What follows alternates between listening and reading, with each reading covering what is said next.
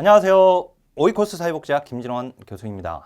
자, 국가직 우리 보호직 시험 보신 우리 선생님들 시험 보시느라고 고생 많았습니다. 시험을 잘 보신 선생님들은 끝까지 남은 과정들 잘 심기일전 하셔서 선생님들의 재앙을 잘 관철시키시기를 기도드리겠고, 이제 이 강의는 이제 내년 시험을 준비하시거나 그 다음에 이제 6월 사회복지학 개론 시험을 준비하시는 선생님들에게 굉장히 유용한 강의가 되겠습니다.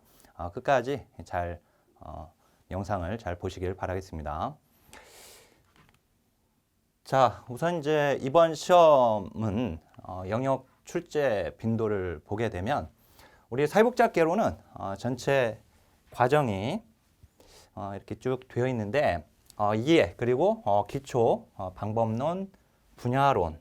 이 분야론은 뭐 장애인복지에서만 끝나는 건 아니고 쭉 더 있죠. 그래서 이제 자원봉사까지 쭉 있게 되는데 자, 여기서 보면 항상 아동 노인 장애인까지가 딱 시험이 나오는 그 말 그대로 마지노선에 해당됩니다. 그리고 이제 그 뒤로도 문제가 나오기는 하는데 빈출도가 높지는 않아요. 하지만 우리가 그 뒤를 공부를 안 하면 안 되는 거고 당연히 공부를 해야 하는 겁니다. 근데 기본적으로 분야론의 아동 노인 장애인, 일단 이제 청소년은 아동하고 같이 관련되어서 내용이 많지는 않지만 최근에 이제 조금씩 계속 나오고 있거든요. 그래서 공부를 해 놔야 하는 부분이고, 기본적으로 여기 이제 뭐 일반론, 그다음 발달사, 이론과 사상, 뭐 이해는 여기 이해에 해당되는 부분은 뭐 굉장히 잘 나오는 부분입니다. 자, 인행사가 한 문제가 나오기도 하는데, 한 문제 내지 두 문제가 나오기도 하는데 이번 시험에서는 나오지 않았고요. 그다음 이제 조사론 한 문제 내지 두 문제 나오는데 이번에 두 문제가 나왔습니다. 자, 그리고 방법론에서 우리 실천론, 실천기술론, 지역사회복지론, 정책행정법제. 자, 여기 보면 제가 가로 1이라고 해놓은 것은 이건 한 문장에 나왔다는 뜻이에요. 한 문장, 한 지문, 선지에서 한 선지가 나왔다는 것입니다. 그래서 여기 사회보장의 이해, 그래서 사회보험과 공공부조, 사회보장의 양대축, 즉 사회복지 정책의 양대축에서 사회보험 그리고 공공부조, 5대 사회보험제도, 그 다음에 5대 공공부조제도 이렇게 정리되어 있습니다. 자, 그러면 난도 분석을 한번 봐봐야죠. 난도 분석. 자, 난도 분석은 기출론점 에서 출제가 된 문제 중에서 어렵게 나온 문제, 그리고 매우 어렵게 나온 문제는 이제 상문제에 해당되는 거고요. 약간 어렵게 나오면 그건 이제 중문제에 해당되는 거고요. 그 다음에 쉽게 나오는 것들은 이제 하문제에 해당이 됩니다. 자, 그리고 항상 이제 100점 방지용 문제가 한 문제씩 출제가 되잖아요. 그래서 이번 시험은 어떻게 나왔는지 한번 보죠. 자, 기출론점에서 그간의 기출론점에서 문제가 나온 문제에서 난이도 하인 것은 20문제 중에서 19문제가 난이도 하였어요.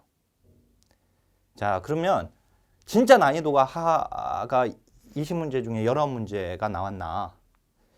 너무 시험을 너무 쉽게 평가한 것 아니냐, 이렇게 말씀하실 수 있는데 그렇지 않습니다. 자, 우리가 기출론점, 그간에 나왔던 기출론점에서 그대로 나와져 가지고 문제를 봤을 때 정답이 그냥 보이면 그건 난이도를 중이나 상으로 잡아야 합니까? 아니죠.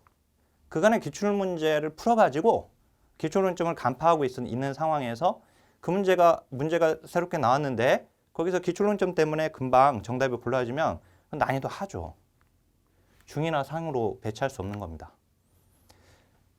기출론점에 근거했을 때 난이도 하 문제 이번에 19문제였어요. 자, 그리고 기출론점에서 나오기는 했는데 틀릴 수 있는 문제, 난이도 상에 해당되는 문제가 딱 한 문제였습니다. 그리고 100점 방지용 문제는 사실 없었어요. 자, 그러면 결국 95점에 해당되는 것이 난이도 하에 해당이 된 것이죠. 그리고 난이도 상은 5점에 해당되는 겁니다. 5%. 한 문제만 어렵게 출제가 된 거예요. 자, 그래서 이번 시험의 고득점은 95점에서 100점까지도 가능했다. 만약에 100점 방지용 문제가 출제가 되어가지고 완전히 찍을 수밖에 없는, 물론 이제 요거 난이도상도 좀 어렵기는 했지만, 근데 문제는 풀 수는 있었어요. 정답을 고를 수는 있었거든요. 근데 완전히 뭐 정답을 아예 못 고를 정도다 그러면 실제 이제 100점 맞기는 어려웠겠죠. 그렇지만 여기서는 100점 방지용 문제가 없었기 때문에 95점 그리고 100점까지도 가능한 시험이었다. 자, 제가 여기 하나 소개해 드리려고 준비했습니다. 시험 당일날 제가 그 전날까지 뭐 새벽까지 계속 요즘 책 작업하느라고 늦게까지 작업을 하고 푹 자고 일어났는데 카톡이 이렇게 왔어요. 몇몇 분들이 카톡을 보내줬는데 그 중에 정말 기쁜 소식 중에 소식이었습니다. 제가 밴드에도 올려드렸는데, 교수님 안녕하세요. 오늘 보직 시험 보고 왔는데 교수님 요약 강의만 들었는데, 이때 말하는 요약 강의는 9.7 합격생 핵심 요약 강의입니다. 요약 강의만 들었는데 사회복지학 사법개론 95점 맞았어요. 너무 신기합니다. 감사합니다. 다음 주 기출 마지막 강의까지 따라갈게요. 하고 이렇게 카톡을 보내주셨어요. 근데 이렇게 쭉 보니까 리머 문제를 틀렸더라고요. 리머. 자, 근데 리머 문제는 충분히 맞을 수 있었거든요. 사실상 좀 어렵게 나온 문제, 아까 제가 한 문제 어렵게 나왔다라고 하는 거, 그 문제는 맞았고, 오히려 리머 문제를 틀려서 좀 아쉬움은 있었습니다. 그러니까 충분히 100점을 맞을 수도 있는 상황이었죠. 자, 근데 이렇게 단기 요약되어 있는 9.7만으로도 95점을 맞을 수 있는 시험이었다라고 하는 겁니다. 자, 그러면 저는 사회복지학 개론을요, 우리 선생님들이 100점을 맞으려고 하지 마시고 95점까지는 맞도록 하자라고 하는 겁니다. 근데요, 그 95점을 맞는 것도 5분에서 7분 안에 문제를 풀어버려야 돼요. 20문제를. 5분에서 7분 만에 문제를 풀었는데 95점 이상 맞았다. 그러면 그건 정말 시험 잘 본 겁니다. 최고죠. 오히려 이제 사회복지학 개론에서 시간을 아끼고 이제 뭐 국어든 영어든 이쪽에 이제 문제를 푸는데 시간을 더 할애하는 것이 좋은 전략이거든요. 자, 그러면 실제 이번 시험 몇 분 만에 풀 수 있었을까? 자, 제가 시간 한번 재봤어요. 자, 시간 재봤는데 제가 이제 각 문제 해설 강의하면서 다 초를 다 기록을 해놨습니다. 다 합산을 해보니까 370초면 충분히 문제를 풀 수 있었어요. 그러니까 6분 10초 만에 문제가 풀립니다. 근데요, 이거는 제가 각 문제에다가 3초 내지 5초를 더 붙인 거예요. 제 기준으로 문제를 풀었다고 생각할 수 있으니까 제가 서서히 아주 천천히 문제를 읽으면서 그러면서 정답을 골라낸 겁니다. 자, 그러니까 여기에서 3초를 빼버리면 1분이 날아가요. 30초 해가지고 1분, 5분. 그죠? 예. 그리고 5초를 빼버리면 그러면 더 단축되죠. 예. 자, 그러니까 6분이면 이번에는 문제를 쉽게 풀 수 있는 정도였다. 소요 시간이 그 정도 걸렸다. 자, 그러면 이제 실제 1번부터 한번 보도록 하죠. 정말 문제가 쉽게 나왔나? 자, 문제 1번. 로스만이 제시한 지역사회복지 실천 모델에 대한 설명으로 옳은 것만을 모두 고르면입니다.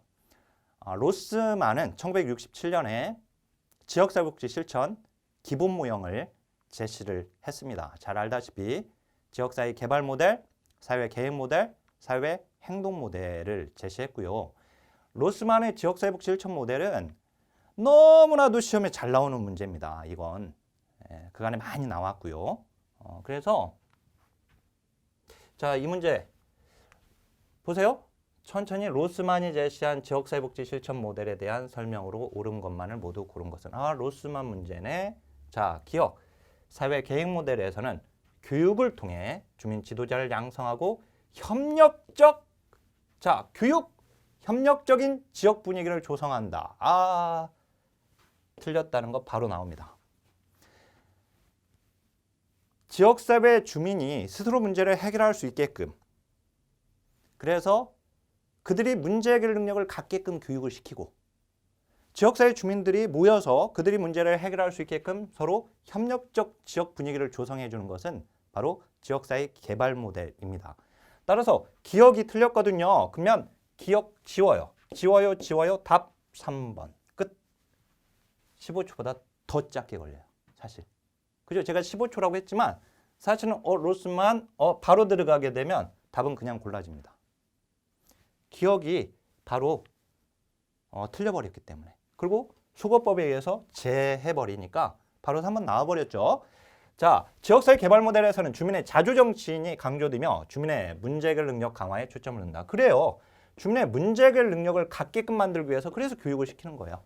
그래서 사회복사는 문제 해결 기술자, 교육자로서의 역할도 하게 됩니다. 조력자, 안내자가 중요한 역할이지만 바로 지역사회 개발 모델에서 자, 사회행동 모델에서는 사회복지사의 중개자, 그리고 중재자, 옹호자, 대변자, 행동가, 선동가 이런 역할을 하게 되죠. 사회행동 모델. 따라서 이것도 맞습니다. 자, 그러면 이 문제요. 자, 출제 영역 제8장 지역사회복지론에서 출제가 된 겁니다. 자, 출제 테마 9.7 합격생 핵심 요약 노트에서 제가 테마 1순위예요. 1순위. 예. 항상 나오는 거란 말이에요. 많이 나오는 거. 제가 1순위, 2순위, 3순위를 의미하는 겁니다. 이거는. 제가 1순위 테마예요. 그러니까 굉장히 잘 나오는 게 나왔어요. 그냥. 자, 테마 41번입니다. 지역사회복지 실천 모델, 바로 로스만 모델이죠. 지역사회복지 실천 모델은 로스만 모델만 있는 것이 아니라 테일러 로버츠의 모델, 웰과 갬블 모델도 시험에 나왔고요. 그리고 1급에서조차 안 나온 최근에 변화 모델까지 시험에 나와버렸었죠. 그래서 지역 자산 모델, 그 다음에 다문화 조직 모델까지도 문제가 출제가 되었던 적이 있습니다. 자, 그래서 기출 내역, 우리 지출 내역이 있는 것처럼 자, 기출 내역이라고 제가 표기를 했는데 보직 최근의 시험들, 자, 사회복지직, 서울시 자체 문제, 그리고 역대 논점 어마어마합니다. 역대 기출 논점은. 자, 이 역대는 가장 공무원 사회복지학에서 가장 많은 기출 문제를 모아가지고요. 심층 분석, 그리고 그걸 다시 진도별로 분석했기 때문에 기출 논점들, 역대 기출 논점까지 간파하고 있습니다.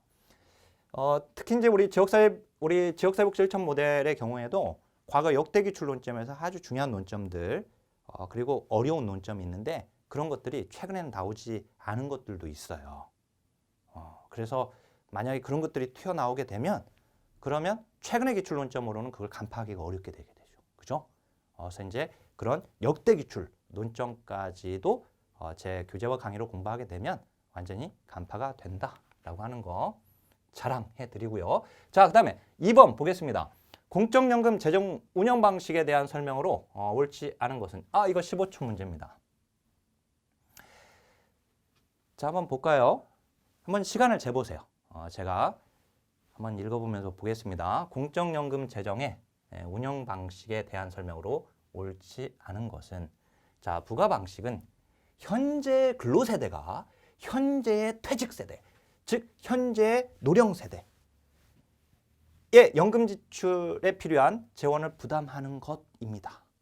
그죠? 너무 쉬운 문장. 자, 부과 방식은 적립 방식에 비해 세대 간 소득 재분배. 자, 부가 방식은 세대 간. 자, 적립 방식은 얘는 뭐예요? 세대 내 재분배죠. 따라서 부가 방식은 세대 간 소득 재분배 효과가 어떻게 되는 거예요? 높은 거죠. 끝. 2번 답. 끝난 거예요. 끝난 거. 지금 몇 초 걸렸을까요? 제가 지금 설명하면서 그런 거지. 만약에 공부한 상황에서 그냥 문제를 풀었을 때는 이번에 답이 나와버려요.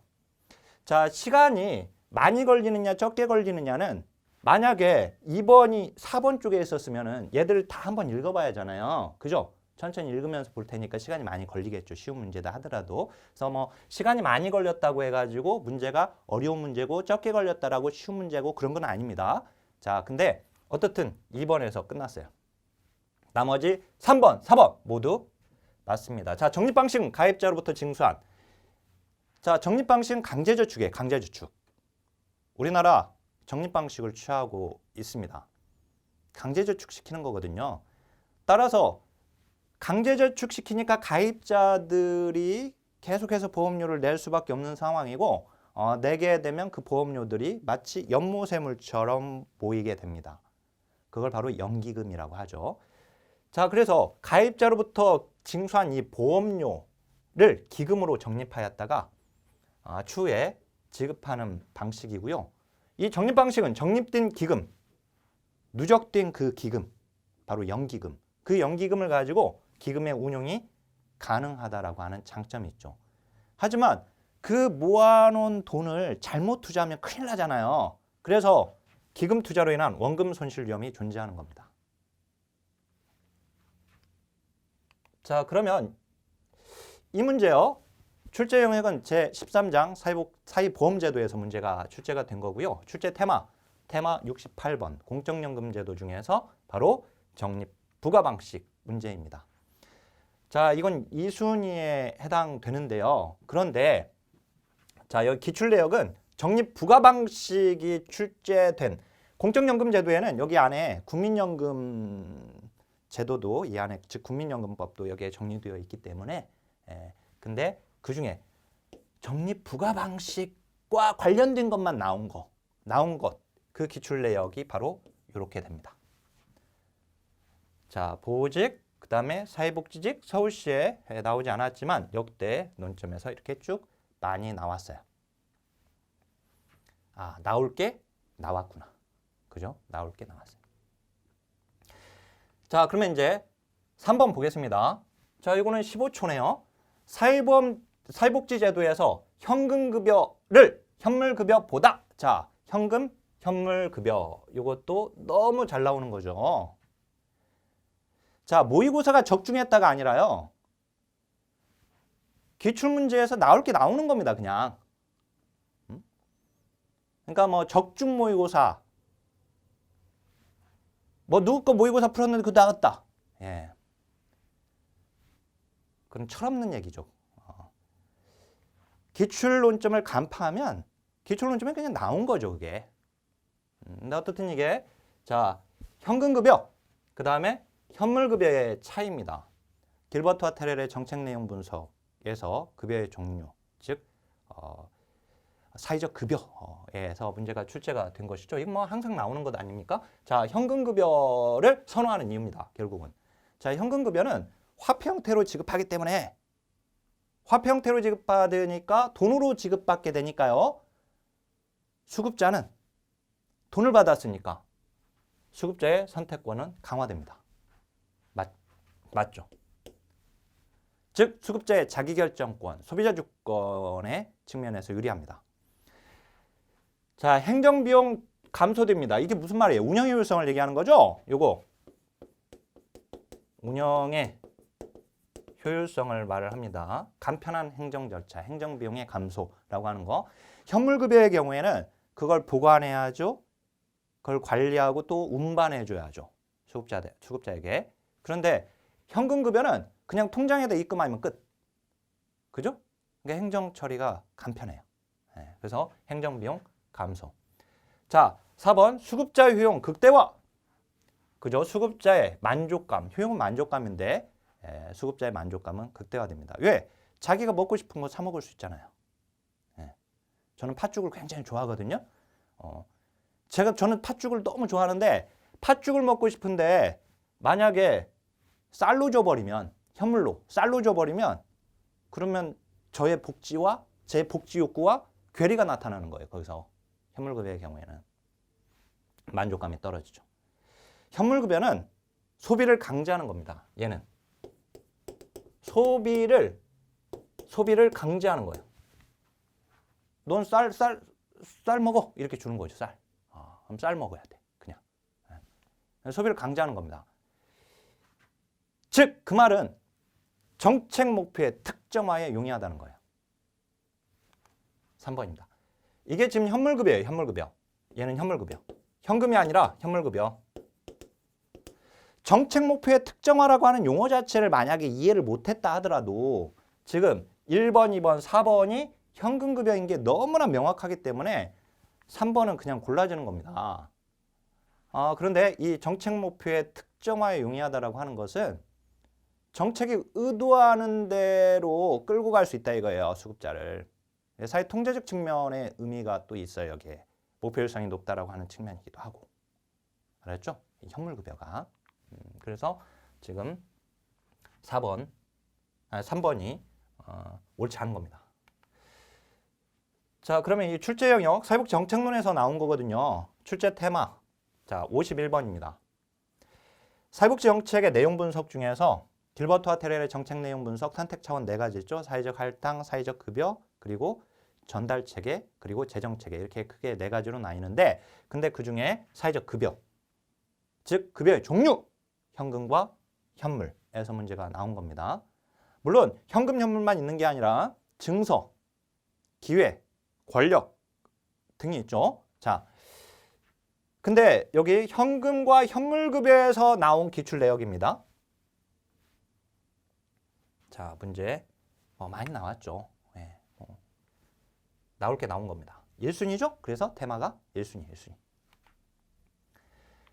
자, 그러면 4번 보겠습니다. 자, 이건 20초로 제가 해놓았는데요. 20초. 다음 법률 중 2000년 이후에 제정된 것만을 모두 고르면 하고 나왔는데요. 자, 법 제정과 관련해서 우리나라 법 제정 순서 그리고 제정 연도 가지고 이렇게 문제가 잘 나옵니다. 노인 장기요양보험 5대 사회보험 중에 하나로서 나올 게 나왔죠. 얘는 2007년에 제정돼서 2008년에 시행됐습니다. 그죠? 예.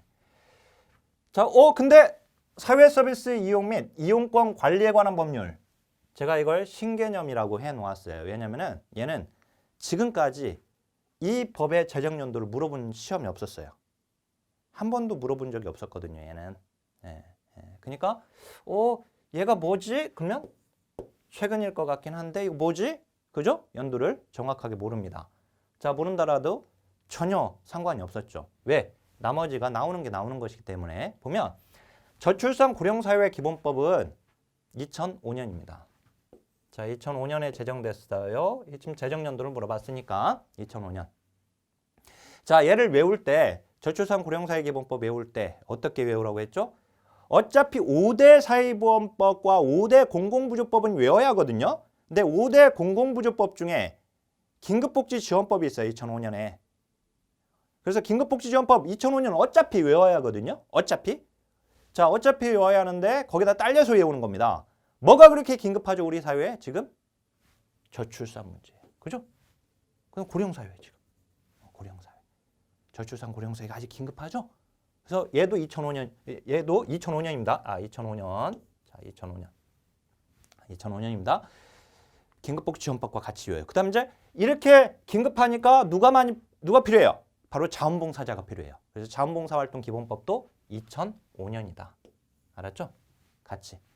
저출산 고령사회 기본법, 그 다음에 긴급복지지원법, 자원봉사활동기본법 이 3가지 세트 2005년입니다. 자, 사회보장기본법. 이거 사회보장기본법은요. 우리 사회복지 전체를 규정하고 있는 법이에요, 이게. 그러니까 얘가 차지하고 있는 것은 굉장히 의미가 크고 당연히 얘의 제정 연도는 무조건 외워야 돼. 그냥 기본 중에 기본이죠, 얘는. 그래서 이제 얘 전신이 뭐가 있었죠? 사회보장 기본법이 제정되기 전에 1963년 사회보장에 관한 법률이 있었어요. 사회보장에 관한 법률이 제정되었었습니다. 요것도 한 줄 나온 적이 있어요. 한 줄 우리 시험에 역대 기출 논점에서 얘가 이제 한 줄 기출 논점에서 한번 나온 적이 있어요. 한 줄. 근데 어떻든 이 1963년 사회보장에 관한 법률이 제정이 되었는데 얘가 7개 조문밖에 안 됐거든요. 7개 조문으로 이루어져 있었어요. 사회복지 전체를 규정하는 법이 7개 조문밖에 안 된다는 것은 말도 안 되는 거예요. 그죠? 말도 안 되는 거. 자, 그러니까 아주 가식적인 법이었어요. 그래서 이 법은 제정은 되었지만 자꾸 수정도 없이 계속 옵니다. 그러니까 법이라고 하는 게 제정되면 그 다음에 막 개정되고 막 조문도 추가되고 막 하잖아요. 신설되고. 그런데 얘는 63년에 제정되고 나서 자꾸 수정도 없이 계속 온다니까요. 그냥. 그러다가 사회보장 기본법 1995년에 사회보장 기본법으로 제대로 만들어지는 거예요. 그래서 얘하고 같이 95년 어차피 외워야 하니까 같이 딸려서 외울 거 뭐 있었어요? 정신 바짝 차리고 사회복지 해보자. 바로 정신보건법이 같이 제정됩니다. 그리고 여성한테 잘하는 복지, 여성발전기본법, 그죠? 여성발전기본법 같이 제정돼요. 여기서 여성발전기본법까지 외워야 돼요? 이것도 시험에 나왔으니까 외우라고 한 거예요. 우리 시험에 나왔었죠. 이것도 법 제정 연도와 관련해서. 자, 그러면 근데 보세요. 자, 설사 니은을 몰랐다 하더라도요. 자, 니을이 일단 틀렸죠? 2000년대 이후가 아니니까 1995년이니까 그죠? 니을을 싹 제거. 끝. 1번 답. 그죠? 사실은요. 이 문제 제가 20초 걸린다고 했지만 이거 20초도 안 걸려요. 사실은 딱 봤을 때 2000년대 이후 노인 장기 요양보험 얘는 알고 얘만 알았어도 그냥 끝. 예. 그러면 니을 딱 제거시키면 끝이잖아요. 사실은. 예. 근데 제가 얘 때문에 그냥 시간을 좀 더 추가를 시켜드렸습니다. 얘 때문에 이거 뭐냐 이게 고민하고 할 시간을 좀 준 거죠. 제가. 예. 얘는 2011년입니다. 자, 그래서 이렇게 신개념으로 문제가 나왔다고 해가지고 꼭 틀릴 것은 아니에요. 알았죠? 예, 신개념 한 줄 들어갔잖아요. 한 줄 안 나왔던 것이 이렇게 나왔는데, 자 보세요. 이거는 출제 영역 제2장 사회복지 발달사 서구의 역사 쭉 정리하고 제가 우리나라 역사 쭉 정리했거든요. 그래서 우리나라 역사 바로 한국의 사회복지 역사 테마 6번 1순위 문제 1순위 늘 나오는 문제이죠.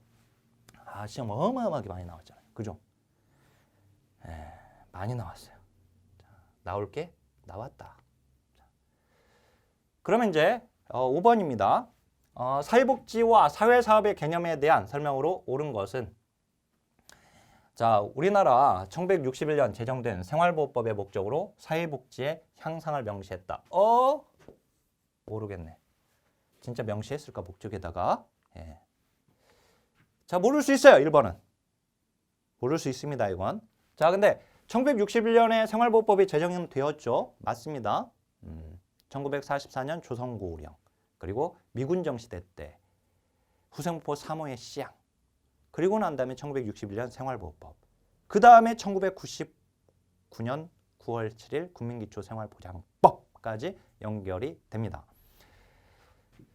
자, 근데 2번 보세요. 사회복지는 사회사업에 비해 개인이나 가족 집단에 대한 문제 해결에서 치료적 접근을 강조한다. 사회사업 실천, 사회복지 정책 제도의 개념. 얘는 매크로, 얘는 마이크로. 따라서 개인, 가족, 집단에 대한 문제 해결에서의 치료적 접근은 바로 사회사업입니다. 사회복지가 아니라. 따라서 얘가 지금 서로 바뀐 거죠. 사회사업은 사회복지에 비해 이렇게 해야 돼요. 요거는 사회복지의 개념 중에 유사 개념 중에 사회복지와 사회사업 구분한 거 프리랜드 액트 있죠? 예, 거기에서 나온 거죠. 그러니까 2번은 너무 쉬웠죠? 2번은. 그래서 이거는 옳지 않다는 거 바로 나오고요. 자, 미국에서 사회사업은 19세기 전반부터 전문직화되는 경향을 보였다. 1급 논점입니다. 그런데 1급 논점인데 이게 왜 난이도가 하해요? 이건 9.7. 제가 제 강의에서 항상 설명하는 내용이죠. 자, COS의 우회 방문원들이 잘 들어보세요. 우회 방문원들이 무급의 자원봉사자로 활동하다가 이분들이 1900년이 넘어서면서 유급으로 바뀝니다. 돈을 받기 시작해요. 개별사회사업가의 시조로서. 그래서 이제 돈을 받기 시작해요. 그러니까 1915년에 플렉스너라고 하는 의과대학 교수가 사회사업 전문직 아니야 라고 논평을 내죠. 그래서 졸지 우리가 전문가가 되지 못해 버렸어요. 그래서 1917년 메리 리치몬드 선배님께서 사회진단이라는 책을 집필하면서 바로 우리도 전문가야, 니들만 치료해? 우리도 치료자야 라고 그걸 강조하기 위해서 정신분석 이론을 그대로 답습한 게 바로 1917년 집필된 사회진단이라는 책입니다. 리치몬드 선배님께서는 바로 개별사회사업이란 무엇인가라는 책을 바로 또 집필하게 되죠. 그런데요, 자, 여기서 미국의 역사에서 지금 미국의 실천의 역사를 지금 말씀드린 건데 1900년이 넘어서면서 보수 체계를 확립시킨 거예요. 우회 방문원들이 돈을 받았다는 것은. 그리고 당시에 교육 체계도 만들기 시작합니다. 그리고 무엇보다 1905년에 의료사회복지사를 채용하게 되는데 그게 바로 이제 전문직으로서 또 이제 움직임 중에 아주 중요한 움직임이었죠. 자, 이건 지금 제가 1900년이 넘어섰다라고 했죠. 1900년. 그죠? 그리고 이제 그러니까 1900년 넘어서서 나타나는 현상들인데 19세기가 아니라 뭐예요? 20세기죠, 당연히. 그래서 이제 이건 틀렸고요. 자, 우리나라 사회복지 사업에서 사회복지와 사회사업의 용어를 각각 정의하고 있다라고 되어 있는데 이거 3번 저한테 강의 들었던 선생님들 다 알아요. 이게 지금 막 맵을 그려주고 다 해가지고 9.7로 다 정리가 되어 있어요. 맵으로. 예.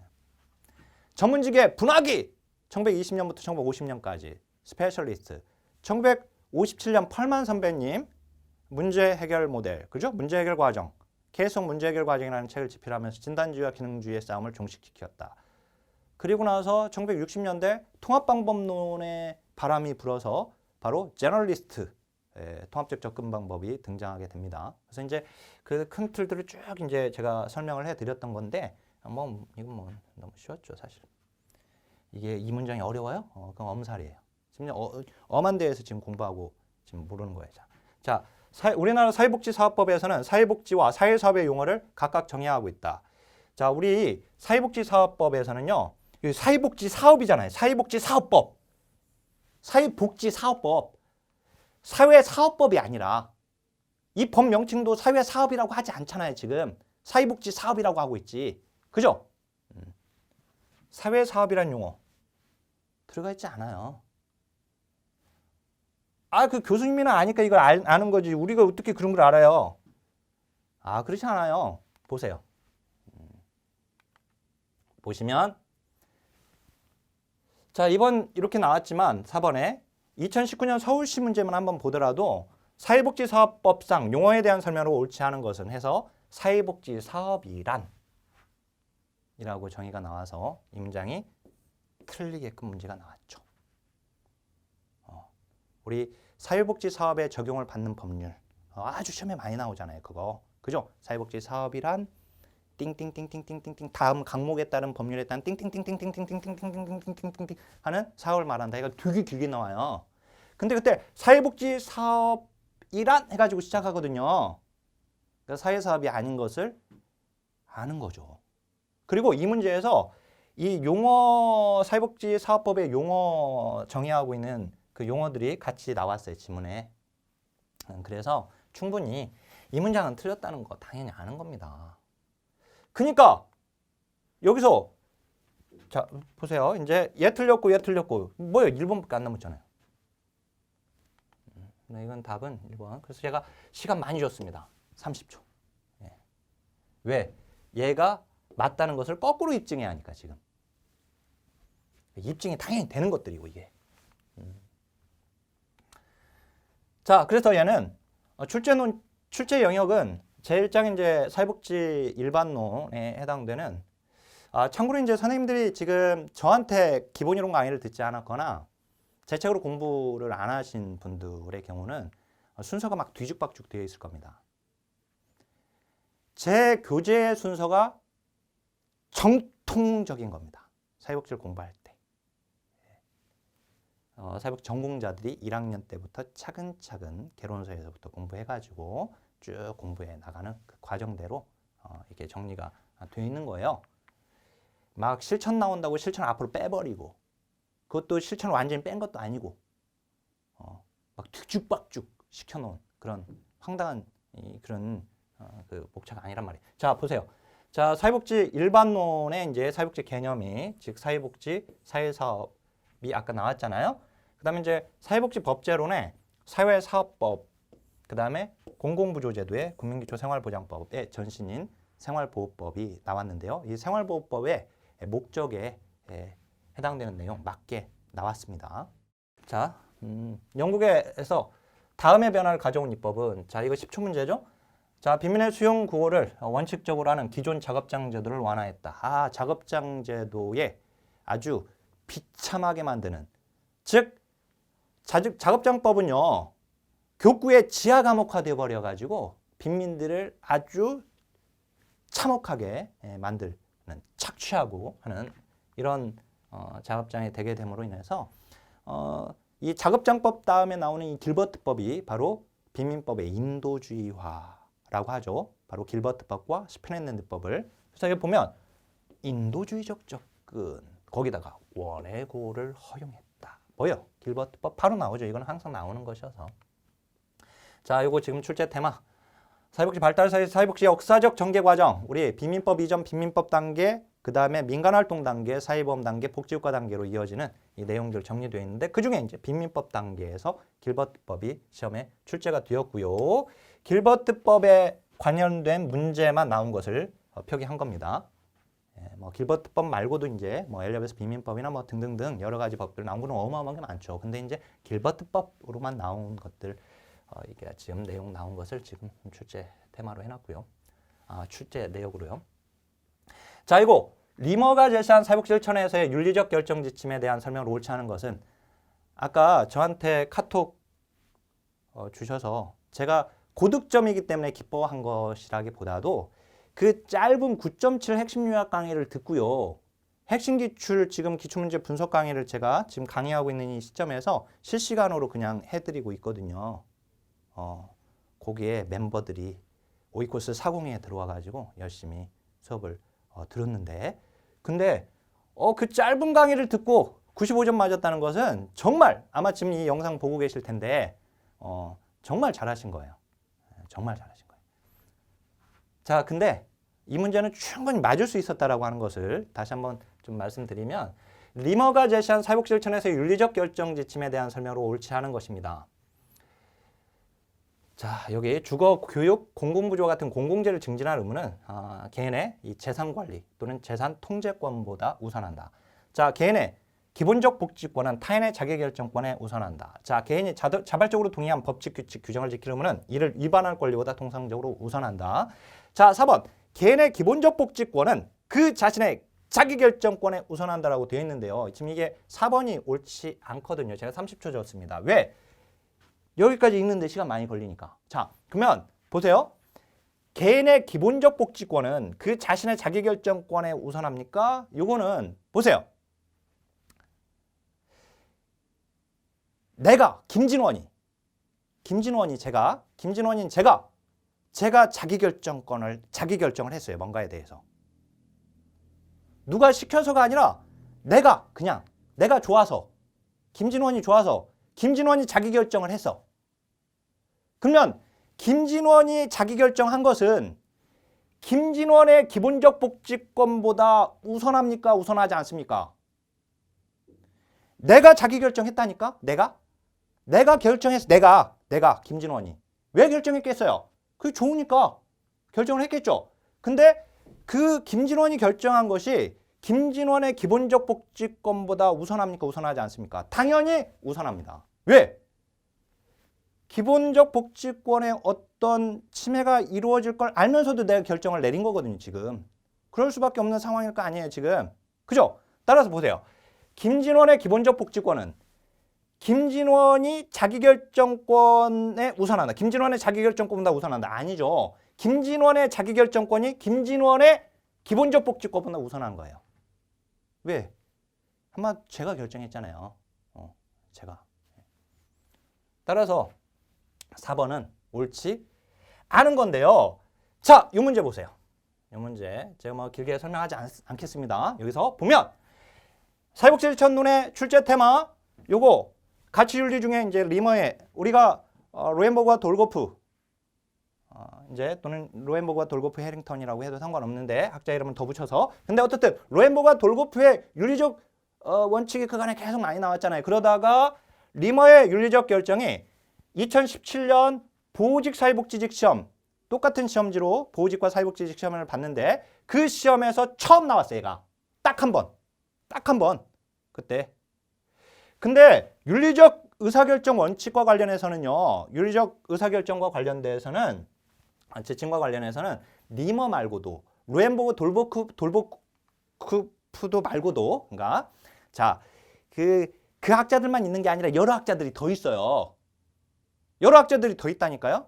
근데 우리는 주로 이제 로엔버그 돌고프에서 문제가 나왔으니까 그것만 이제 공부를 하는 건데 근데 리머가 나왔으니까 이때는 어려웠죠.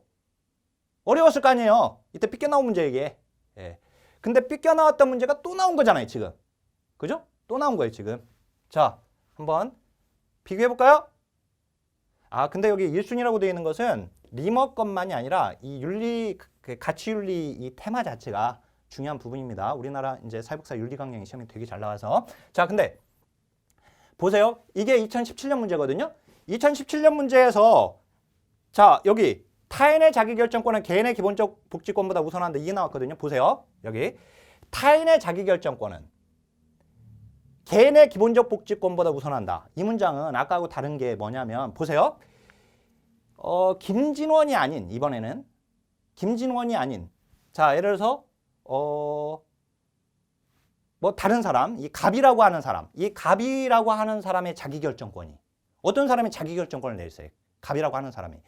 근데 갑이라고 하는 사람의 자기결정권이 김진원의 기본적 복지권보다 우선합니까? 다른 사람이 지가 결정 내렸어요. 지가 결정 내렸는데 김진원의 기본적 복지권을 침해해. 그러면 돼? 안 돼요? 안 되죠. 그죠? 나하고 아무 상관도 없는 사람이 자기 결정 내린 게 나한테 내 복지권에 우선하면 말이 안 되죠. 그건. 그죠? 따라서 우선한다고 해서 틀린 거거든요. 지금.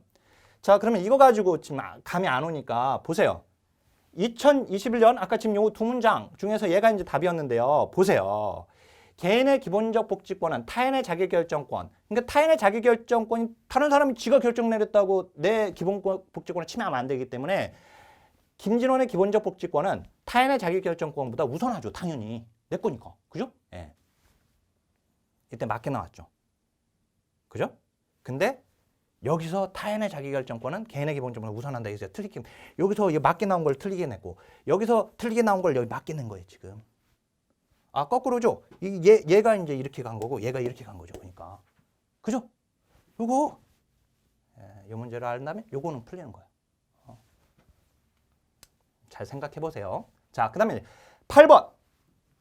복지국가에 대한 이념 유형 중 자유시장 경제 가치를 중시하고 국가 개입의 최소화. 뭐예요? 이거 지금 10초. 이 10초도 아니고 이건 그냥 딱 보자마자 그냥 나오는 건데 4번이죠.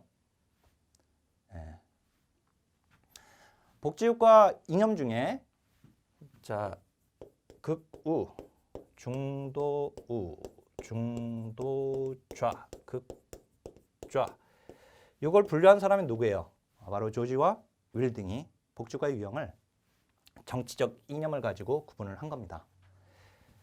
자, 그럴 때 이 극우가 바로 반집합주의, 여기가 소극적 집합주의, 여기가 페이비안 사회주의, 그 다음에 마르크스주의. 조지와 윌딩이 나중에 수정 모형을 제시하면서 반집합주의를 신우파, 여기를 중도 노선, 여기를 페이비안 사회주의인데 3인주의, 또는 민주적 사회주의라고도 하고요. 그다음에 마르크스주의 그대로 내려오죠. 그렇죠? 자, 거기다 플러스 녹색주의와 그다음에 페미니즘을 추가시키죠. 이 녹색주의, 생태주의라고도 하는데, 자, 근데 여기서 이 가운데를 기준으로 해서 얘들은 우파고 얘들은 좌파입니다. 이때 자유, 시장 경제의 가치, 그다음에 국가 개입의 최소한은 누구예요? 당연히 극우에 해당되죠. 이 극우 바로 자유 방임주의의 후예인 신자유주의가 여기에 들어가 있습니다. 그죠? 지금 삼인주의는 여긴 중도 뭐예요? 중도 좌. 마르크스 극좌. 페미니즘은 여기에 있죠. 페미니즘은 자유주의 페미니즘, 사회주의 페미니즘, 급진주의 페미니즘으로 이렇게 나뉩니다. 그래서 그냥 페미니즘 이렇게 나왔는데, 자, 그 다음에 4번 이제 답이죠. 이건 뭐 어려운 문제 아니었고요. 자, 사회복지 이론과 사상 중에서 이론이 아닌 이제 이 사상, 즉 이데올로기와 사상적 조류의 신자유주의가 시험에 나온 거고, 이것도 너무 많이 이 신자유주의와 관련된 문제들이 이게 너무 많이 나왔죠. 자, 그 다음에 이 조사론 문제입니다. 이 조사론 문제에서 조사론 문제만 나오면 마음이 약해지죠. 근데 조사론은 선생님들이 정말 수험 적합성 있는 강의를 들어야 되니까 강의가 좋은 것과 수험 적합성이 있는 적중률이 높은 강의와는 다른 거예요. 예. 자, 이 표본 추출 방법에서 이 문제 모집단에서 다수의 하위 집단을 먼저 추출했다. 이게 여기서 여기 정답 나왔어요. 여기서 끝. 여기서 정답 나왔다니까? 여기서 예. 무작위 보이죠? 일단 얘들은 아니죠. 왜? 얘들은 비확률 표집입니다. 비확률 표집은 무작위로 표본을 추출하지 않습니다. 알았죠? 그러면 이 둘 중에 하나인데, 사실 이 둘 중에 하나이지만 사실은 여기면 그냥 나온 거예요. 2번. 왜 그러냐면 이게 어떻게 이게 될 수 있냐. 아마도 공부 좀 조금 했다는 분들은 이거 칭화 표집 아니에요? 이렇게 물어볼 가능성이 있어요. 예. 그건 공부 조금 한 겁니다. 예. 하다 만 거죠, 공부를. 자, 무슨 말이냐면 다수의 하위 집단을 먼저, 자, 무집단을 여러 개의 하위 집단으로 나눠요. 그리고 나누어진 그 집단 또는 집락인데 그 집단을 표집 단위로 해가지고 몇 개의 집단만 뽑아요. 그리고 뽑혀진 그 집단에서 무작위로 표본을 추출한다라고 되어 있는 겁니다. 확률 표집 4가지 중에 단순 무작위 표집, 그 다음에 체계적 표집, 그 다음에 칭화 표집과 집락 표집, 이 4가지 중에서 나누어진 집락 자체를 표집 단위로 해서 몇 개의 집락을 뽑는 것은 집락 표집법밖에 없어요. 칭화 표집은 집단을 하위 집단으로 나누긴 해요. 즉 동질적인 층으로 나누기는 하죠. 근데 4개로 나눴다. 그러면 그 4개로 나누어진 그 집락에서 또는 층에서, 우리는 층이라고 하죠. 그 층에서 다 뽑아요. 나누어 놓고 그 몇 개의 층으로 나눈 다음에 그 층에서 몇 개의 층만 또 고르는 게 아니라 그런 과정이 없단 말이에요. 층을 나눠. 4개로 나눠. 4개 또는 10개로 나눠서 그러면 10개 나눈 것에서 그냥 각각 10개에서 다 뽑아. 층화는. 근데 집락은 10개로 나눠. 나누어진 집락을 표집 단위로 해서 10개의 집락 중에서 섞어놓고 5개의 집락만 뽑아. 알았죠? 그리고 그 뽑혀진 그 집락에서 표본 추출하는 겁니다. 원리가. 알았죠? 물론 이제 더 들어가면 이제 층화 표집은 동질적인 집단을 만들죠. 층을. 즉 동질적인 집단 내에서의 표집 오차가 이질적인 집단 내에서의 표집 오차보다 더 작다라고 하는 확률 분포 논리에 기초하고 있는 거거든요. 뭐가? 층화 표집은. 하지만 집락 표집은 이건 지역 표집이라고도 하는데 군집 표집이라고도 하죠. 집락, 바로 지역인데요. 이거는 다단계 표본 추출이 가능한 거죠. 예. 다단계 표본 추출이죠. 결국은. 어떻든 이제 2번이 답입니다. 자, 사회복지 조사론에서 표본 추출에서 집락 표집입니다. 우리 표집 문제는 뭐 표본 추출은 문제 많이 나오는데 그간에 조사론은요. 한 문제 내지 두 문제 나오는데 범위가 넓잖아요. 인행사도 마찬가지고. 그러니까 나온 곳에 집중해야 돼요. 그리고 나서 거기서 약간 폭을 넓혀서 공부를 해야 돼요. 1급 논점들이 조금씩 나오니까. 자, 요거 보면은 더군다나 보세요. 더군다나. 이게 참 이게 보면 이게 이번에 나온 거거든요. 이번에 나온 거예요. 이번에. 그런데 보세요. 2005년 서울시 문제.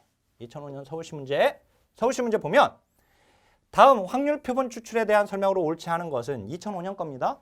자, 집락 표본 추출 방법은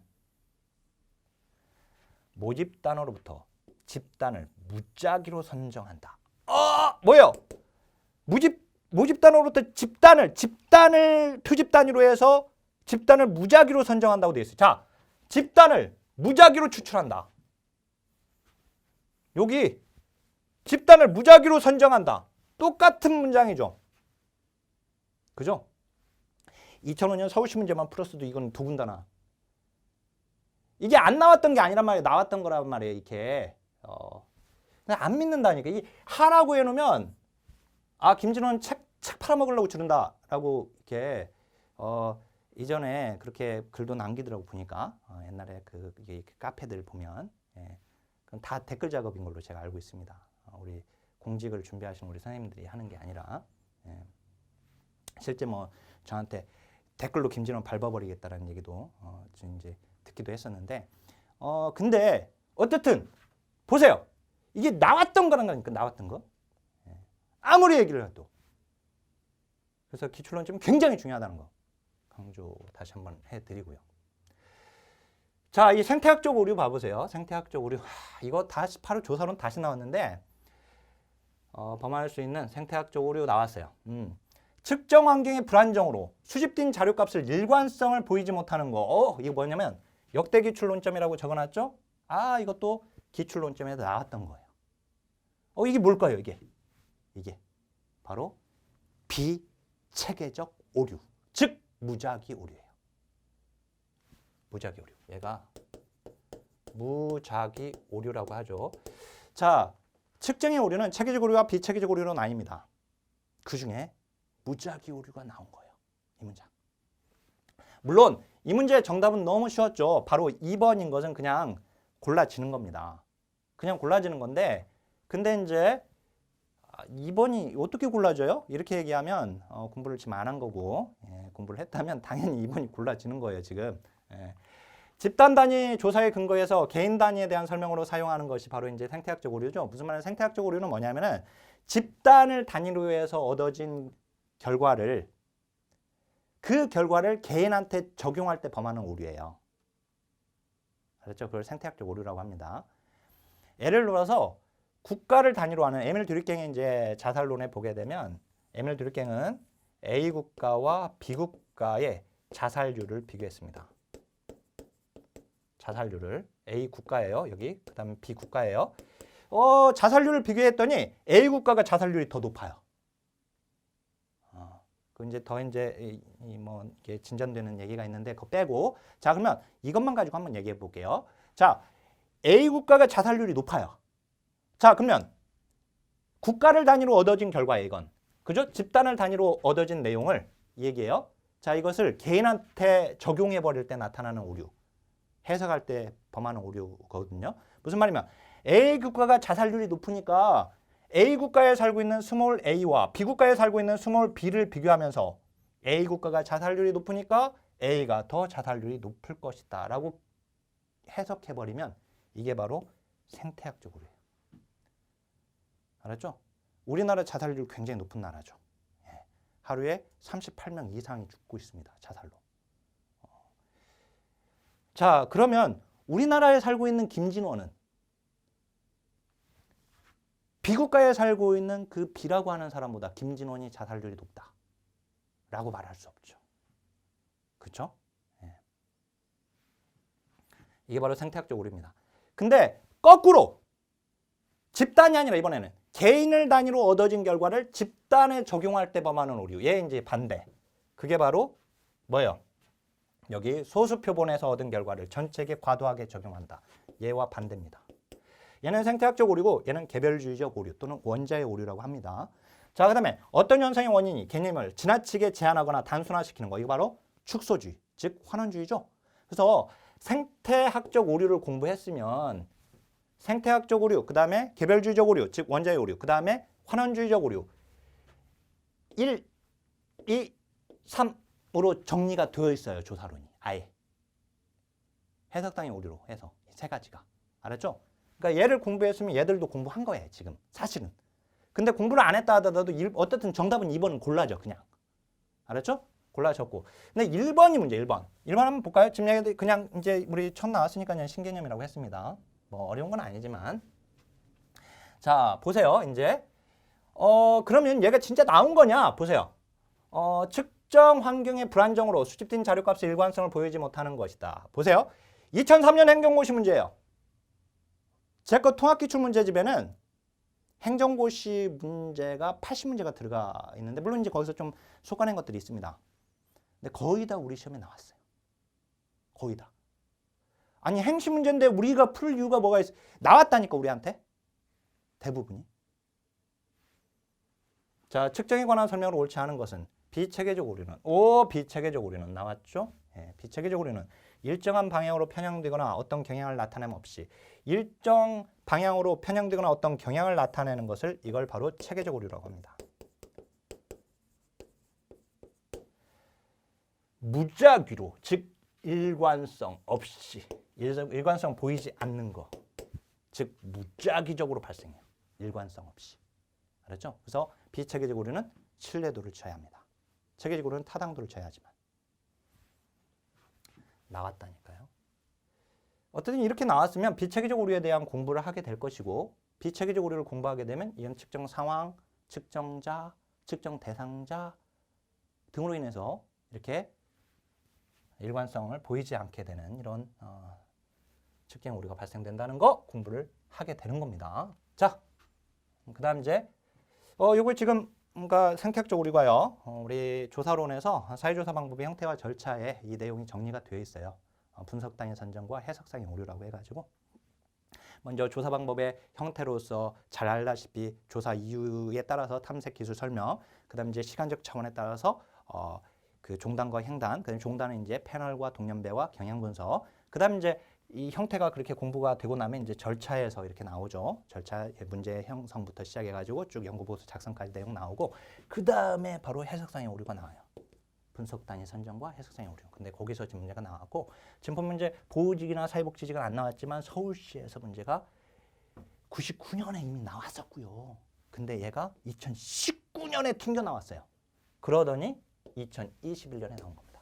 자, 이거 보시면서 서울시에서 문제 나왔던 것인데 보호직에 나왔죠. 지금은 보호직에서 안 나왔고 서울시에서만 나왔으면 그러면 서울시 나온 문제들은 다른 직렬을 해서 보호직이나 사회복지직 공부하는 사람들 공부를 하지 말아야 하느냐? 그러면 안 돼요. 알았죠?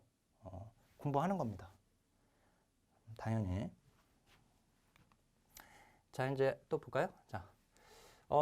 자, 이제 11번입니다. 사회복지 프로그램의 기획과 평가에 활용되는 논리 모형, 로직 모형이 나왔는데요. 옳지 않은 것은 이것도 나온 게 나와줬죠. 30초로 해줬는데요.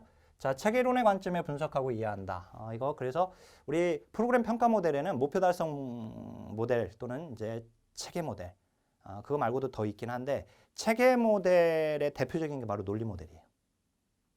체계이론의 관점에서 분석하고 있는 겁니다. 잘 알다시피 투입과 전환과 산출과 성과라고 하는 단어, 그 다음에 피드백이라고 하는 것은 체계이론에서 나온 개념이죠.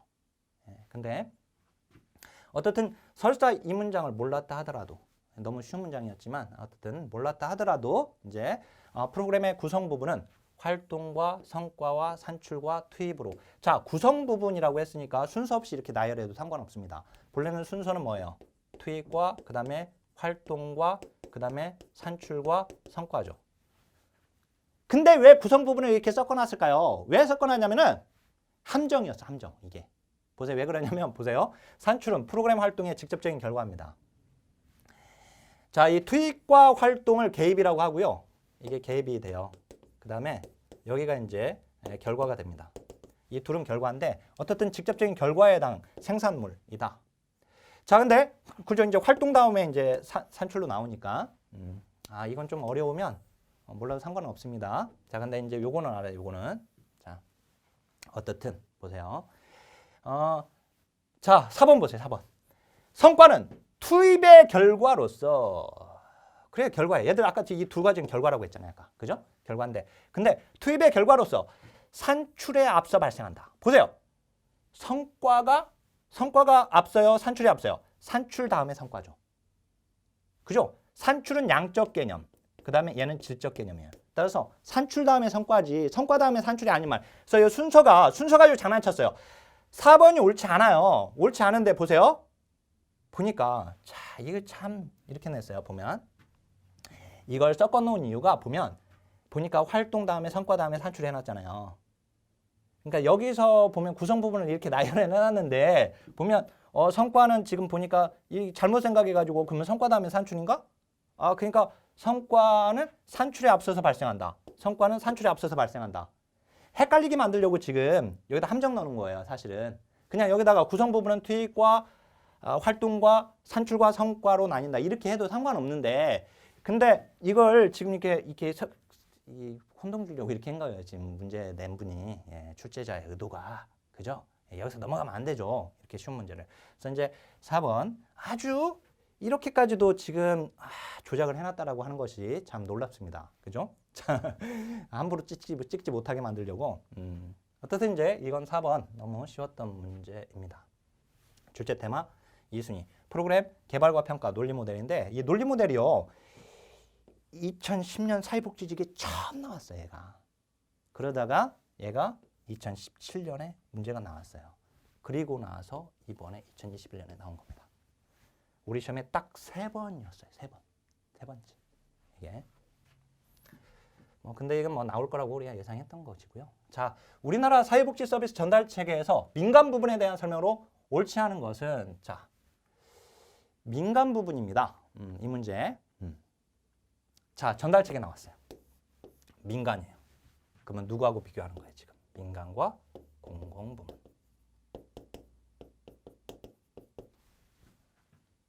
알았죠? 이렇게 구분되는 거예요. 자, 길버트와 테렐의 정책 내용 분석에서 우리 지금 아까 사회적 급여, 즉 급여의 종류가 시험에 나왔고 현금과 현물, 그 다음에 이번엔 전달 체계가 나온 겁니다. 물론 이제 이걸 행정론에 배치할 수도 있지만 이건 이제 그 행정론은 이제 전달 체계 원칙과 관련된 내용들이 이제 주로 정리가 되어 있다고 보고, 그다음에 우리나라 전달 체계 실제 이런 것들을 이제 정리한다고 보면 이제 여기서는 이제 공공이냐 민간이냐, 자 전달 체계 비교할 때 민간이냐, 즉 이 공공은 이제 정부를 얘기하는 거죠. 정부 전달 체계와 민간 전달 체계. 그다음 이제 공공 전달 체계는 둘로 다시 나뉩니다. 바로 중앙 정부냐, 그다음에 지방 정부냐, 이렇게 이 둘로 얘들을 대별합니다. 그 다음에 이제 민간은 또 둘로 나뉘죠. 민간도 즉 영리와 비영리로 나뉩니다. 영리, 비영리는 모두 다 민간 부분에 해당이 되는데요. 자, 한번 문제 보죠. 전통적으로 직접 서비스의 생산자 역할을 주로 맡았다. 맞습니다. 자, 우리가 복지국가 우리 복지다원론에서 보면 복지다원주의에서 기억나세요? 사회복지 역사의 흐름을 보게 되면 맨 처음에 비공식 부문에서 사회복지 역할을 담당해요. 비공식 부분 누구? 가족이나 친척이나 이웃. 알았죠? 그러다가 사회가 좀 발전하니까 자발적 부분, 즉 자원 부분으로 올라옵니다. 그래서 이제 자원 부분에서 즉 서로 상부상조하려고 해요. 그러다가 또 사회가 발전하면서 상업적인 부분으로 오게 돼요. 바로 기업복지나 또는 민간보험과 같은 이런. 자, 근데 상업적인 부분에서 이제 복지국가 황리기와 황금기를 거쳐서 공공 부분의 역할이 확대됐죠. 그래서 이 공공 부분의 역할을 민간과 그 밑에 세 가지 제공주체와 역할 분담하자. 근데 아까 얘기했던 그 세 가지 비공식 부문, 자발적 부문, 상업적 부문 모두 다 뭐예요? 민간이에요. 그래서 복지다원주의는 공공의 역할, 작은 정부론. 그래서 공공의 역할을 줄여서 그 역할을 민간한테 이양하자. 복지다원주의는 곧 민영화입니다. 그때 말할 때 전통적으로 우리 역사를 보게 되면 비공식 부분에서, 민간인 비공식 부분에서, 그다음에 상업적인, 아니 자발적인 부분으로, 그 다음에 상업적인 부분으로 이렇게 올라오게 되거든요. 자, 맞고요. 자, 2번 비영리단체, 그죠? 비영리도 민간입니다. 기업 개인은 뭐 당연하고요. 자, 공공 부분에 비해 안정성이 높다는 장점과 융통성이 발휘가 어렵다는 단점이 있다. 자, 결국은 지금 민간과 공공을 비교한 거잖아요. 이게 지금 옳지 않은 건데 3번이. 자, 정부로부터 재정 지원 받습니다. 민간들이. 지금은 순수 민간 부문은 없죠. 순수 민간 부분은 이제 민간 부분들이 이제 국가로부터 재정 지원 받고 그로 인해서 이제 규제를 받게 되는데요. 자, 근데 어떻든 이런 거 다 몰라도 상관없어. 사실은 3번에서 게임 끝이에요. 그냥 보세요. 공공 부분은 안정성이 높습니다. 공공 부분이. 왜? 공공 부분은 이 재정 측면에서 정부 일반 예산을 가지고 하기 때문에 재정이 안정적인 거예요. 그래서 공공 부분이 안정성이 높죠. 공공 부분의 비안정성이 높은 게 아니라 공공 부분에 비해서 안정성이 낮다는 단점과 이렇게 돼야죠. 그리고 민간 부분은 융통성이 용이하죠. 융통성이 쉽다, 용이하다. 쉽다는 장점이야. 자, 그래서 보면 이제 이것도 뭐 1순위에서 내용 분석에 공공 민간 전달 체계 비교한 거고요. 그간에 나왔던 문제들입니다. 자, 이제 2019년 사회복지직에 나왔던 기출 지문 가지고 한번 보게 되면, 자, 이게 보면 사회복지 서비스 전달 체계에 대한 설명으로 옳은 것만 모두 옳은 것은 해가지고 중앙정부 즉 공공인데요. 공공이 이제 중앙정부가 전달 주체가 되면 서비스의 접근성과 융통성이 커지는 게 아니라 낮아지는 겁니다. 이 서비스의 접근성과 융통성은 민간의 장점이거든요. 결국 뭐예요? 그러니까 융통성, 접근성, 융통성. 뭐예요? 융통성은 민간의 장점. 어렵다 X. 그죠? 바로 나왔습니다. 자, 그다음에 13번 보겠습니다. 장애인복지인 염중 자립생활 모델과 재활 모델에 대한 비교 설명으로 옳은 것인데, 자, 이거 난이도 하이면서 20초짜리 문제입니다. 자립생활 모델은 재활 모델에 비해서 전문가 개입을 통한 문제 해결과 치료적 접근을 추구하는 것은 바로 재활이죠. 자립생활 모델이 아니라 재활 모델이 이렇게 되는 겁니다. 그 다음에 변화가 필요한 체계로서 환경, 그 환경 자체의 변화는 바로 재활이 아니라 자립생활 모델이 그런 겁니다. 여기. 그 다음에 이제 여기 장애인의 자기결정권, 그 다음에 선택권은 자립생활 모델입니다. 재활 모델이 아니라. 그래서 이제 3번이 답인데요. 자립생활 모델은 장애인을 소비자로 보는 경향이 더 있다. 재활 모델은 장애는 손상으로 정의를 하기 때문에 손상된 것에 대해서 재활을 하는 겁니다. 재활 치료를 하는 것이죠. 따라서 재활 모델에서의 클라이언트는, 아니 그 장애인은 환자인 거예요. 그렇죠? 환자. 근데 자립생활 모델에서는 장애인을 소비자로 본다. 자, 이거 지금 3번이 답인데요. 요거 왜 하루 놓았냐면 이거 나왔던 겁니다. 자, 장애인의 개념과 장애인복지 이해에서 자, 재활 모델 대 자립생활 모델인데요. 이것은 이전에 나왔던 복지 모델과 시민권 모델의 연장선이에요. 복지 모델이 이제 재활 모델로, 그 다음에 시민권 모델이 바로 자립생활 모델로 연결되죠. 알죠? 예, 우리 공부해서 알고 있습니다. 자, 근데 보세요. 이게 2015년에 나오고 그 다음에 19년에 나오고 다시 21년에 나온 겁니다. 자, 여기 보면 장애인 자립생활에 대한 설명으로 옳지 않은 것은 2019년 문제입니다. 그죠? 예. 그리고 2015년에 재활 모델은 해가지고 장애인의 문제를 장애인 당사자가 가장 잘 이해하고 있다. 이 당사자주의가 바로 자립생활 모델이죠. 재활 모델이 아니라. 어쨌든 2015년에 처음 이렇게 나오더니 아예 또 여기서 나와버렸죠. 2019년에. 그리고 이번에 나온 거라서 그게 어려움은 없었던 문제이고요. 자, 그 다음에 14번 보겠습니다. 노인복지시설. 이거 그냥 나오는 거죠. 이것도 항상. 여보! 일찍 쉬게 재워줘. 라고 제가 이렇게 외우라고 했고. 그 다음에요. 여기 지금 그 같은 것으로만 묶인 걸 하라고 했어요. 근데 양로시설 나오면 양공주거든요. 양공주. 예, 공동생활가정 나와줘야 하고 그 다음에 노인복지주택이 나와야 돼요. 근데 없네요. 그러니까 기억 날라갑니다. 그죠? 자, 니은 단기보호시설, 단기보호 서비스, 재가복지 서비스에 해당되죠. 우리 노인 장기요양보험의 재가급여와 일치하고 있는데, 그래서 이제 나머지가 없습니다. 그래서 니은 니은 날라갑니다. 답 2번입니다. 근데 설사 이렇게 소거법 쓰지 않는다 하더라도 노인복지관과 경로당, 그 다음에 뭐예요? 하나 더! 노인교실. 이 세 가지는 노인 여가복지시설이죠. 노인 여가복지시설은 사회복지사 의무채용시설입니까? 아닙니까? 의무채용시설이 아니죠. 그런데 그중에 노인복지관은 제외되죠. 즉 노인복지관은 사회복사를 채용해야 하는 의무채용시설이죠. 근데 경로당과 노인교실이 의무채용 예외시설입니다. 바로 이제 거기서도 공부를 하는 것이고 당연히 자 여기 이제 노인 요양시설은 노인 의료복지시설에 해당이 되는 겁니다. 그래서 2번이 답입니다. 우리가 아동과 노인과 장애인 복지시설 중에서요.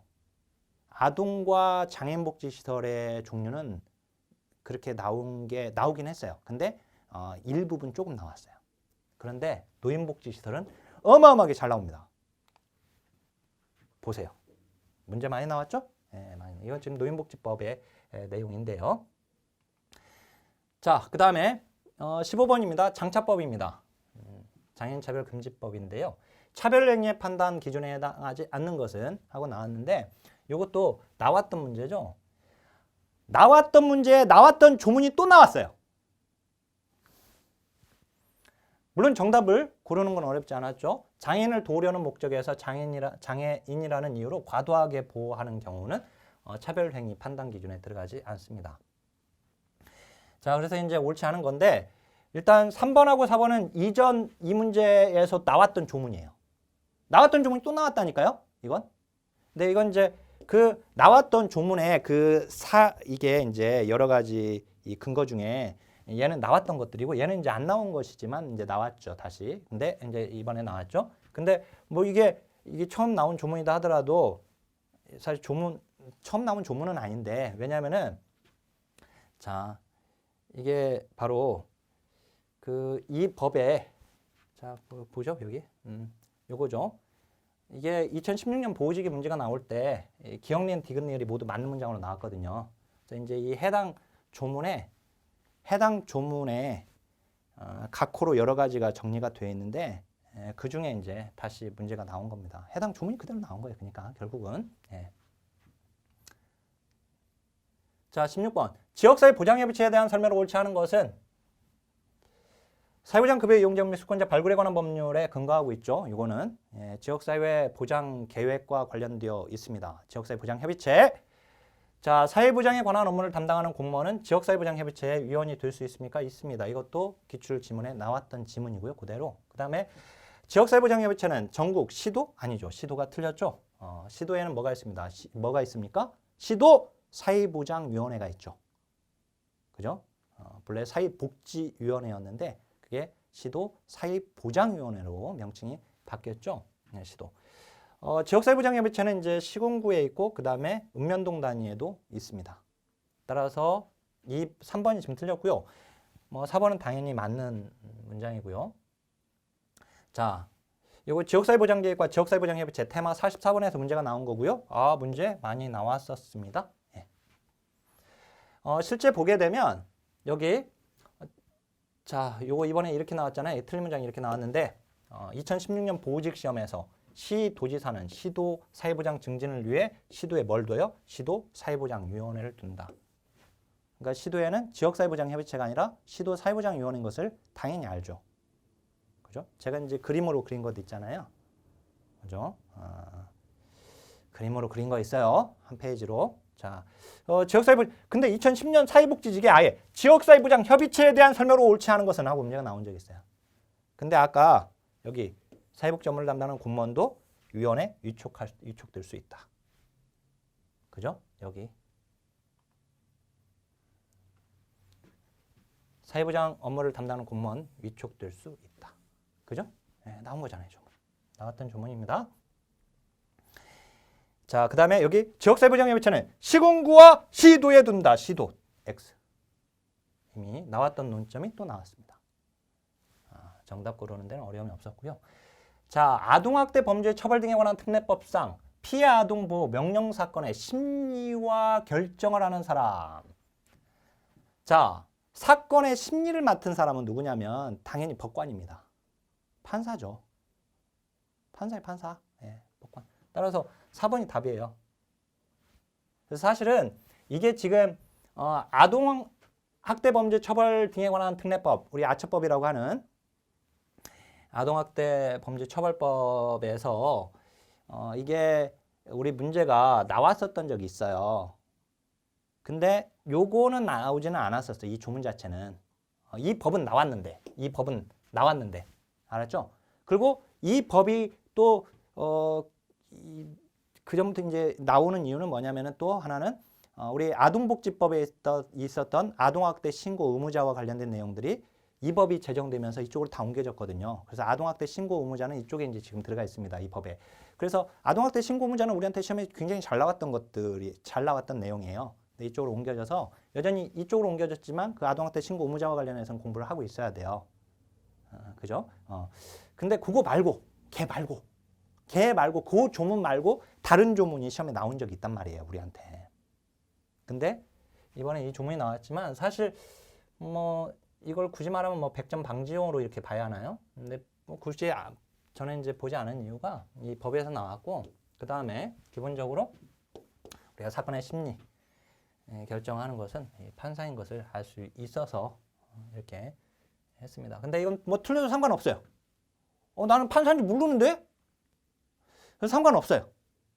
근데 이거 날라가도 아까 기출론점에서 다 건져졌잖아요. 그죠? 지금까지 뭐 틀린 문제 없었고. 자.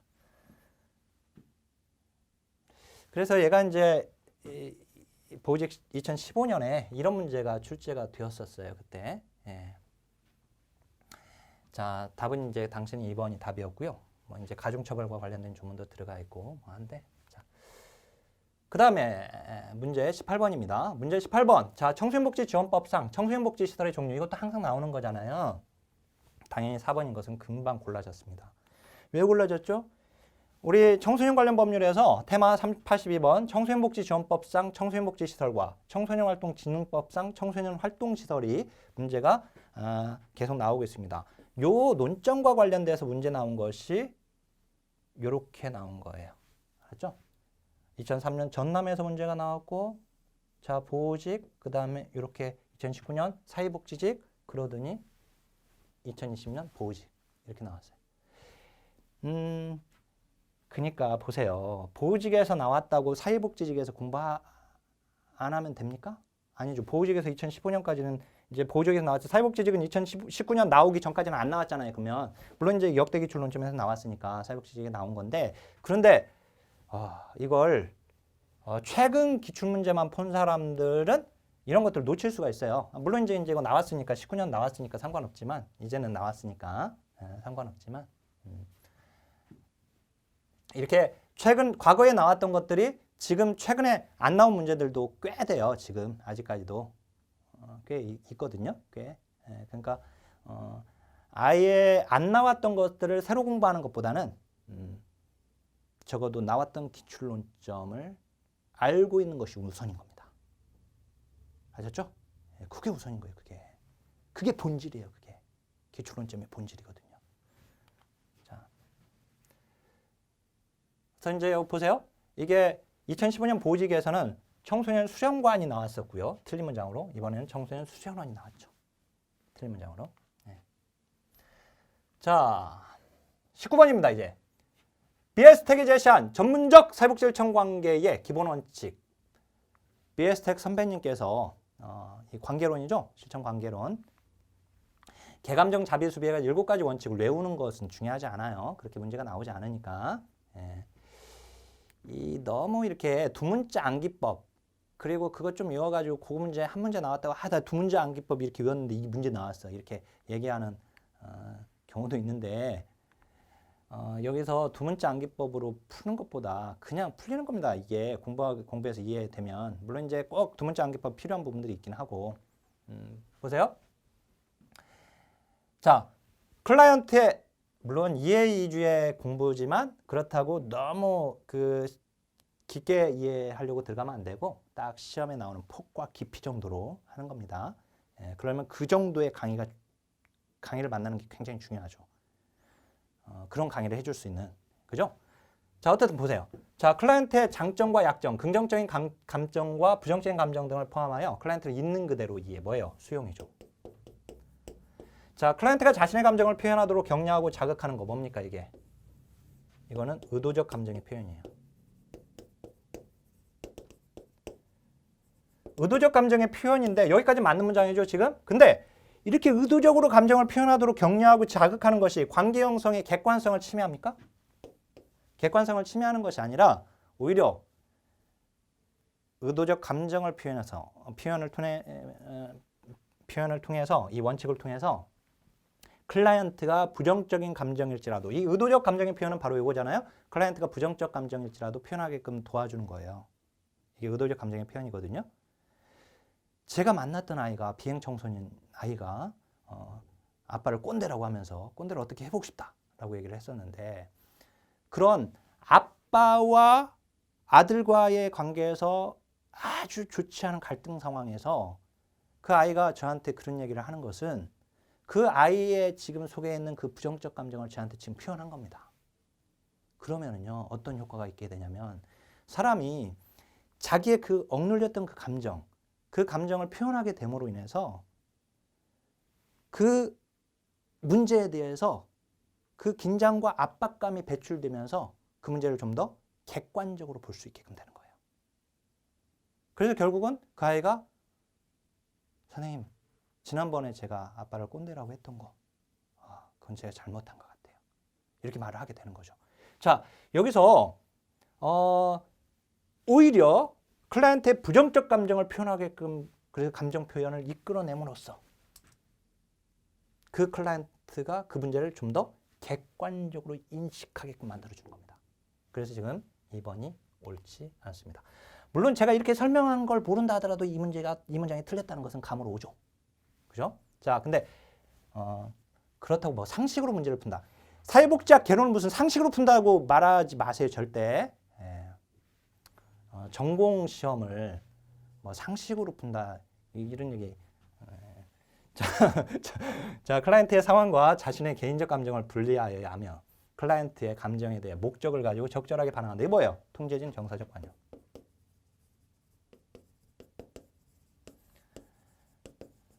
여기 반응, 민감하게 반응한다. 사회복지사의 감정을 통제해서 클라이언트의 정서에 민감하게 관여한다. 그죠? 자, 문제 원인의 클라이언트가 잘못에 의한 것인지 아닌지 심판하지 않는다. 뭐예요? 비심판적 태도. 그죠? 따라서 2번이 옳지 않습니다. 자, 이건 뭐 항상 나오는 겁니다. 뭐 이건 뭐 그냥 확인하시고요. 자, 마지막입니다. 20번. 20번 문제. 클라이언트의 사정도구. 사정도구 나올 게 나오죠. 네, 뭐예요? 책에 시각적으로 제시해 주는데 외부 체계예요. 가족이 외부 자원의 교환. 뭐예요? 생태도. 바로 나오죠, 그냥. 네. 자, 소시오그램은 이제 집단 사정 도구죠. 소시오메트리를 선으로 그림으로 표현한 게 소시오그램입니다. 생활력 도표는 지문만 뜨고 있는데 아직 나오고, 이 과거 기출 문제에 나온 적이 있어요. 근데 생활력 도표하고 사회적 관계망 그리드가 나온 적이 있단 말이에요. 1급에서는 어마어마하게 잘 나오는 거거든요. 걔들 근데 우리한테 나온 적이 있어요. 언젠가는 나올 걸로 보여집니다. 공부를 해놔야 돼. 알았죠? 공부를 해놔야 돼. 자, 이렇게 이제 나왔는데, 자, 이제 제가 이 기출문제 해설을 했는데 이걸 가지고 향후 시험 대비를 좀 말씀드리겠습니다. 두 가지로 나누어서 말씀드릴 건데, 첫 번째는 바로 6월 시험이에요. 6월 사회복지학 개론 시험. 그 다음에 두 번째 다음 페이지에서는 제가 내년 시험을 준비하시는 선생님들에게 대비책을 좀 말씀드릴까 합니다. 자, 우선 6월 시험 5분에서 7분 문제 풀고 90점 이상 찍고 고득점이 가능하다. 왜? 90%에서 100%는 9.7에서 출제되니까. 9.7 학교학생 핵심 요약 노트, 핵심 요약 노트지만 구멍이 솔솔 나 있는 핵심 요약 노트가 절대 아닙니다. 가지고 계시는 선생님들 당연히 알고 있지만 자, 그래서 남은 기간 동안 어떻게 하냐고 하면은 제가 좀 말씀드리면 정말 제가 하라는 대로 한번 해보세요. 지금 사회복지 개론이 좀 이렇게 점수가 안 나오는 선생님들은 9.7 학교학생 핵심 요약 노트를 지금 무료 강의가 진행되고 있습니다. 모두의 공무원에서. 물론 이제 이 강의를 언제 들을지 모르겠지만 이 무료 강의가 이미 완강이 되었을 수도 있고 그 다음에 실시간 강의로 유튜브에다가 또 실시간 강의 진행 등을 올렸어요. 또 100개 테마 진행한 게. 그래서 거기는 이제 배속이 빠르게 안 되니까 이제 우리 모두의 공무원에서 강의를 들으시면서 자, 이게 역대 기출 논점이 총정리된 교재라니까 얘가. 왜? 역대 기출 문제를 가장 많은 기출 문제를 풀어가지고 시험에 DNA를 농축했으니까 뽑았으니까 당연히. 자, 그리고 기출 필기가 다 되어 있어요. 이게 언제 나왔다. 그리고 아까 테마에다 우선순위까지 적용했어요. 100개 테마로 나누고. 따라서 핵단기 고득점이다, 초단기 고득점이다. 이런 수식어를 붙일 필요도 없습니다. 왜? 어차피 이 책에서 90% 100%는 나와요. 이 책에 다 들어가 있다니까요. 그리고 이 책과 강의를 들어야죠. 당연히 제 강의를. 강의에서 책에는 없는 것들 어떻게 제가 강의로 설명하는 것들이 다 책에다 다 집어넣을 수는 없는 거니까 강의를 들어야 돼. 강의를 알았죠? 강의하고 책. 그 다음에 9.7 학교학생 핵심 기출 천재가 있어요. 천재. 이 100개 테마와 똑같이 정리되어 있어요. 엄선해놨어요. 문제를. 따라서 이걸 보면서 해설이 가장 정확해요. 해설이 진짜 정확하다니까요. 제대로 되어 있다니까요. 정확하다는 건 해설이 틀리지 않다 이거예요. 잘 되어 있고 엄하게 해설되어 있지 않고 더군다나 상세해요. 독학으로도 해석이 가능합니다. 그래서 요걸 가지고 강의 듣고 회독하세요. 돌려. 그러면 짧은 시간에 고득점 나옵니다. 자, 그 다음에 2022년 사회복지학 개론 효자 과목이 될 수 있습니다. 시험에 가장 강한 교재와 강의로 승부를 해야 합니다. 제가 이제 여기 개념 완성으로서 이론서가 있고요. 64강 기준인데 좀 달라질 수는 있지만 이걸 반으로 압축한 것이 32강 3.30 한 권으로 마무리. 요 둘 중에 하나를 듣고요. 근데 이제 만약에 요거 기본 이론 강의를 들었으면 이제 요쪽으로 내려오는 거예요. 근데 기본 이론 강의를 듣지 않은 경우는 그냥 3.30으로 시작하면 됩니다. 특히 이제 3.30은 전공을 주전공을 했거나 그 다음에 1급 시험을 준비해서 합격한 경험이 있으면 이 책으로 준비를 하시길 권하겠고 그 다음에 이제 2022년 대비입니다. 이거 지금 근데 이제 노베이스거나 이렇게 학점은행제로 공부를 했는데 제대로 공부를 안 한 경우는 기본 이론 강의 듣고 그 다음에 마무리를 이걸로 하면 돼요. 알았죠? 그리고 기출문제를 봐야 돼요. 이론 공부를 했으면. 그래서 통합기출문제집은 2000제 이상이 되는 것이고 핵심 기출은 1000제입니다. 그러면 이 둘 중에 하나로 공부를 하시면 되고요. 그마저도 시간이 없으면 10개년, 이제 10개년으로 이제 나올 예정인데 더 이제 개년이 더 추가될 수도 있긴 하지만 어떻든 그간의 7개년이었지만 이제 선생님들이 나오면 심층 해설되어 있는 이 책으로 보면 됩니다. 그다음에 이제 마무리는 OX, 그 다음에 동형 모의고사 이렇게 하면 됩니다. 근데 사실은 모의고사의 적중이라고 하는 말은 의미가 없어요. 왜? 기출문제에서 나오고 있잖아요. 기출문제를 공부해, 꼭 기출문제. 모의고사는 연습입니다. 자, 그래서 이제 긴 시간 제가 좀 준비를 했는데요. 결국 가장 수험 효과적이고 수험 효율적인 사회복지학 개론의 공부 방법은 뭐가 있느냐. 더군다나 이제 필수 과목으로 돌아오게 되는 2022년 강의에서 선생님들 팔리는 교재 강의로 시작하지 마시고 정말 가장 수험 적합성 있는 교재와 강의로 공부를 하시기를 추천드립니다. 지금 이 강의를 듣고 있다면 선생님들은 지금 가장 수험 적합성 있는 교재와 강의로 들어오신 거예요. 저를 믿고 따라오시면 개론은 국내 가장 좋은 강의를 가장 정확한 강의를. 그래서 가장 빠른 시간에 이론 정립을 통해서 고득점을 할 수 있는 교재와 강의를 만나신 겁니다. 정말 행운이십니다.